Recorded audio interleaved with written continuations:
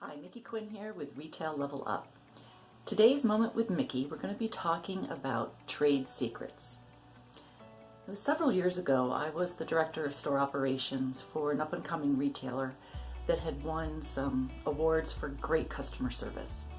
And we had received an invitation to speak at one of our third-party IT vendors' annual user conferences. And I went to my boss and asked him if I would be allowed to present at that conference, and he said, no, I really don't want to tip our hand and give our competitors any of our best practices on how we deal with customer service. And I was like, okay. Well, for the next couple of years, we won year after year back-to-back awards for our customer service. And I received additional invitations to present at not one, not two, but 3 different events. One was for the National Retail Federation's big show. They had a women's conference, and I was invited to speak to that. I was also invited to speak at another women's group within SAP, Women in Retail.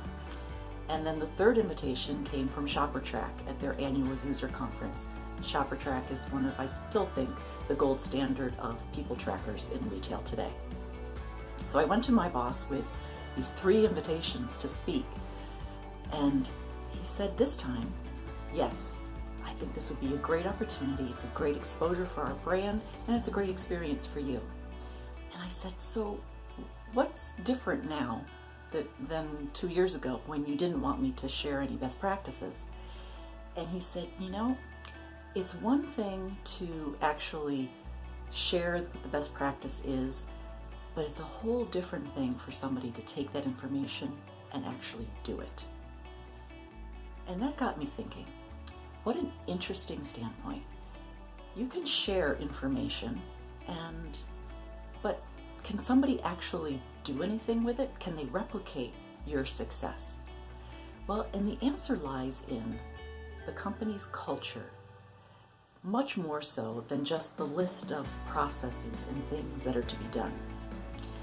It took an entire team at that brand that I was working for, and not just the one team within the brand, it was the entire company was aligned with the vision of what we stood for, and the mission, and the beliefs and the values that our brand stood for. And our common goals were shared amongst everybody in the company. And we were all working in line, in step, to achieve the same thing. And when you have that kind of power of culture behind your mission and your vision and the brand's values, and then everyone is working together to make that happen, well, that just compounds and it expands and it creates great momentum. And that's what we had at that company. So having a list of best practices and business processes, sure, that's helpful to a competitor to pick up that proprietary trade secret information, but it's an entirely different thing to actually put that stuff into practice. So there's 3 important things to take away from today's Moment with Mickey. Number 1, approach the business from a standpoint of abundance rather than scarcity. If you approach it with the idea that there's more than enough business to go around, you'll get so much farther. And I know that can feel tough, especially right now in the state of brick and mortar retail, but approaching it from a point of abundance rather than scarcity is a first step. Number 2, having a clear vision, mission, and values is so important to be consistent with those expectations so that everyone throughout your team, throughout your organization, throughout the brand are on the same page and working towards the same goals. That is a game changer.